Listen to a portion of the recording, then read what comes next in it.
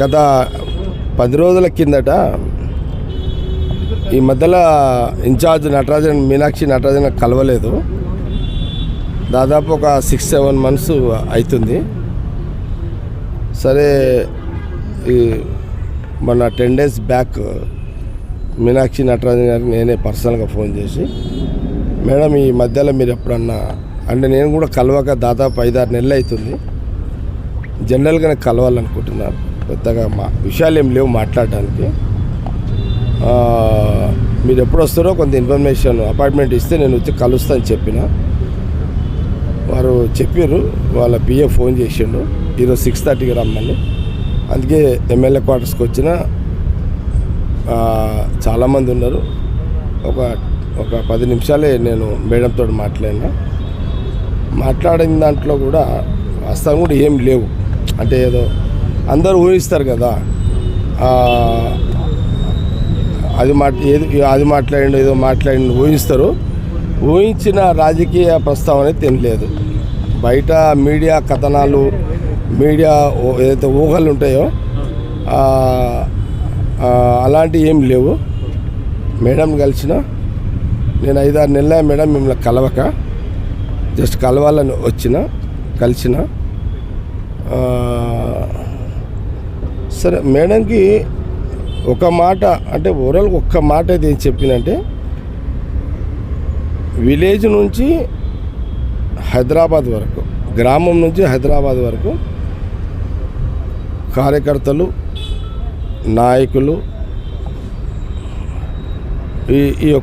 ఈ వ్యవస్థని అందరిని కూడా ఒకసారి ఒక టీమ్గా మనకి, ఎందుకంటే మనకు 2.5 సంవత్సరాలు ఉంది. మనకు గవర్నమెంట్ కూడా ఇప్పుడు 2.5 years అయింది కదా, మనకు 2.5 సంవత్సరాలు ఉంది.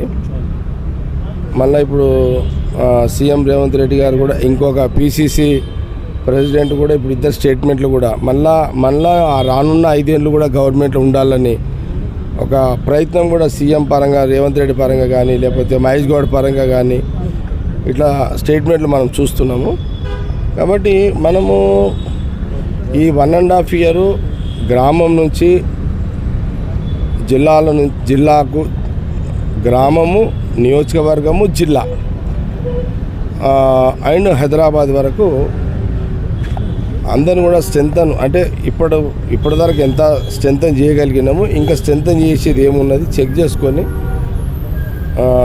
సీఎం కానీ, సీఎం రేవంత్ రెడ్డి గారు కానీ, ఇన్ఛార్జ్ కానీ, పిసిసి ప్రెసిడెంట్ మీరు చేస్తున్న ప్రయత్నానికి ఇంకా అదనంగా కొంత పని చేసి, కొంత కోఆర్డినేషన్ చేసి ఇంకా చేయాలి మేడం. ఈ 6 నెలలు ఇంకో మనము ఇప్పుడు 6 నెలలు అయితే మనకు 3 years అవుతుంది. తర్వాత ఒక 1 year ఉంటుంది, అంటే 1.5 years మొత్తం. తర్వాత 1 year ఎలక్షన్ ఇయర్ అవుతుంది. కాబట్టి ఏమన్నా మిస్ అయినవి ఉంటే ఈ 6 నెలలు వచ్చే 1 yearలో అన్నీ కొంత సమయం చెక్ చేసుకొని కొంత అంతా అలర్ట్ అయిపోతే బాగుంటుంది అనేది జనరల్ డిస్కస్. ఇదేం కాదు. వార్తలు వస్తాయి, మీరు ఆశిస్తున్నట్టు కొన్ని వార్తలు వస్తాయి. అందుకే నేను ముందే చెప్పిన, మీరు ఏదో ఊహించుకొని నన్ను అడుగుతారు, మీరు ఏదో ఊహించుకుంటారు. ఊహాగానాలు జవాబు చెప్పలేను. న్యాయంగా నిజంగా చెప్తున్నా, నేను 5-6 నెలల నుంచి మేడం కలవలేదు. మేడం మా ఇన్ఛార్జు, ఓ సీనియర్ నాయకుడిగా జగ్గారెడ్డిగా నేను కలిసిన. కానీ నాకు ఇంకో అలవాటు ఏంటంటే, నాకు కాంప్లైంట్లు ఇచ్చే అలవాటు కూడా నాకు బేసికల్గా లేదు. నా తత్వం కాదు యాక్చువల్గా ఈ కాంప్లైంట్లు ఇచ్చుడు అది ఇది. నాకు మొదటి నుంచి అలవాట్లేదు. నా రాజకీయ జీవితం నా తెలివి వచ్చిన కాడ నుంచి అట్లా ఉండేది. ఏదన్నా ఉంటే కొన్ని విషయాలు చెప్తా, కానీ వాళ్ళు అట్లా, వీళ్ళు ఇట్లా, అది అట్లా, ఇది ఇట్లా దానికి టైం కిల్ చేయను. నేను చెప్పేది ఒకటే, ఏదన్నా గ్రామ స్థాయి నుంచి ఢిల్లీ వరకు కార్యకర్తలు, నాయకులు ఎవరైనా మిస్ అయిన వాళ్ళు ఉంటే చెక్ చేసుకోండి. మిస్ అవుతారు కదా, ఇంత పెద్ద సముద్రంలో, ఇంత పెద్ద వ్యవస్థలో అక్కడక్కడ కొందరు మిస్ అవుతారు. ఎవరు మిస్ అవుతారో చెక్ చేసుకోండి మేడం. ఎందుకంటే ఇంకా ఈ 6 నెలలు 1 year అయిపోతే, 1.5 year అయిపోతే ఎలక్షన్ ఇయర్లో పడతాం కదా. చాలామందికి అందరికి పదవులు వచ్చినాయి. ఇప్పుడు ఎమ్మెల్యేలు అయ్యారు, కొందరం మాలాంటి వాళ్ళం ఓడిపోయినాము. కానీ పార్టీ మాకు అవకాశం ఇచ్చింది కదా. మేము ఓడిపోతే దానికి ఎవడు బాధ్యుడవుతాడు? అది కాదు. అనేక మందికి కార్పొరేషన్ చైర్మన్లు వచ్చినాయి, ఇంకా మళ్ళీ తయారు చేస్తున్నారు. కుల సంఘాలకు సంబంధించినవి కూడా ఇచ్చిర్రు.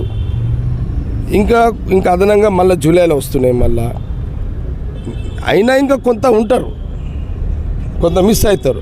అలాంటివి కూడా కొంత తీసుకుంటే బాగుంటుంది అనేది కొంచెం జనరల్ డిస్కస్ అంతే. స్పెసిఫిక్గా పొలిటికల్ డిస్కస్ కాదు ఇది జనరల్ డిస్కస్. జగ్గారెడ్డి అనే వ్యక్తికి ఒకరి మీద చెప్పే అలవాటు లేదు, దానికి చెప్పి టైం కిల్ చేయాలి నేను, అది నా అలవాటు. ఈ మధ్య కాంగ్రెస్ నేతల మధ్య సక్సెస్ పోతుంది. గాంధీ భవన్ వేదికగా చొక్కలు పట్టుకు దాని మీద మీరు ఎట్లా చూస్తారు? ఏంటి కాంగ్రెస్లో కొట్లాడుకోకపోతే టెన్షన్ పడాలి, కానీ కొట్లాడుకుంటే టెన్షన్ ఏముంది? అది ప్రాబ్లం కాదు. కాంగ్రెస్లో కొట్లాడుకుంటేనే అన్నీ బయటకు వస్తాయి. అయినా ఆ గల్లలు పట్టుకున్నా, కొట్టుకున్నా, కొట్టుకుంటారు, తిట్టుకుంటారు, మళ్ళీ అర్ధగంట పోగానే కలుస్తారు. ఇది కాంగ్రెస్ కల్చర్. ఇది సమస్య ఏంటంటే కొట్టుకోకపోతే ప్రమాదం కాంగ్రెస్లో. అర్థమైందా? అందరూ మీరు అడిగారు కాబట్టి చెప్తున్నా. మీ మీడియా వాళ్ళకు కూడా కొంత అవగాహన చెప్తున్నా, ప్రజలకు కూడా అవగాహన కల్పించడానికి చెప్తున్నా. కాంగ్రెస్లో కొట్టుకోకపోతే ప్రమాదము, కొట్టుకుంటే రాజకీయంగా కాంగ్రెస్ పార్టీ ప్రమాదమే ఉండదు. విన్నా? కాబట్టి కాంగ్రెస్ అల్టిమేట్ ఎందుకు కొట్లాడతారు, ఎందుకు కొట్టుకుంటారు? నా సెక్షన్ పబ్లిక్ న్యాయం చేయాలి, నాకు ప్రాధాన్యత ఇయ్యని కొట్లాడతారు. అర్థమైందా? నిన్న హైదరాబాద్ ఇద్దరు ముఖ్య నాయకులు కొట్లాడుకుర్రు. దాని అర్థమైంది, నా నియోజకవర్గము ప్రజలకు, కార్యకర్తలకు అని ఒక నాయకుడు, మా ప్రజలకు నా నియోజకవర్గంలో నా నాయకులు అని అట్లా. ఇది ఇక్కడ రాజకీయ బలాలు నిరూపించుకునే. ఇప్పుడు ప్రాంతీయ పార్టీలు ఏముంటుంది, కూర్చోమంటే కూర్చోవాలి, నిలవాలంటే నిలవాలి.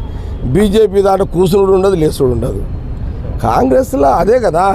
కాంగ్రెస్ ఉన్న ఆ స్వతంత్రంలోనే ఎవరు క్యాస్ట్ నాయకులు ఆ క్యాస్ట్ కోసం కొట్లాడతారు. ఏ మతానికి సంబంధించిన నాయకులు మా పార్టీలో ఆ మత ప్రజల కోసం కొట్లాడతారు. కాంగ్రెస్లో ఇండివిజువల్ ఏముంటుంది? నిన్న మా నాయకులు హైదరాబాద్లో ఇద్దరు గొడవ పడ్డారు. చూసిన సోషల్ మీడియా, టీవీలలో, మీ ఛానళ్ళలో చూసిన, వేసారు. దాని అర్థమైంది, వాళ్ళ రిప్రజెంటేషన్ కోసం వాళ్ళు కొట్లాడు. వాళ్ళంటే వాళ్ళ నియోజకవర్గ కార్యకర్తలు, ఆ నియోజకవర్గాల ప్రజల రిప్రజెంటేషన్ కోసం వాళ్ళు కొట్లాడినాడ. సరే, మీకు మీడియాకి ఇంకోటి అవసరము కాదు, మీ తప్పు కాదు, అది వాళ్ళ తప్పు. కాంగ్రెస్లో ఇలాంటి జరుగుతుంటేనే కాంగ్రెస్ అని చాలామంది ప్రజలు కూడా ఇష్టపడరా? మీరు కూడా ఎందుకే, మీకు కూడా కావాలి కదా మీడియా వాళ్ళకు. ఇప్పుడు మా వాళ్ళు ఇద్దరు ఆడగొట్టుకోకపోతే మీకు న్యూసే లేదు. ఏ పార్టీలో న్యూస్ దొరుకుతుంది మీకు? టీఆర్ఎస్లో దొరుకుతుందా? బీజేపీలో అసలుకే దొరకదు. ఇంకే పార్టీ ఉంది? ఇది ఉండే కదా రెండు గాంధీ, ఈడ సీఎం రేవంత్ రెడ్డి, మా మహేష్ గౌడ్, మా ఇన్ఛార్జ్ నటరాజన్, ఇదే కదా. కాబట్టి చివరిగా మేడం నేనేమో చెప్తే కదా మేడం నాకు చెప్పడానికి. నేను ఏదైనా మేడం చెప్తే మేడం ఏమైనా చెప్తాను నాకు. అసలు నేను చెప్పిందే ఏం లేదు మేడం అసలు. కాబట్టి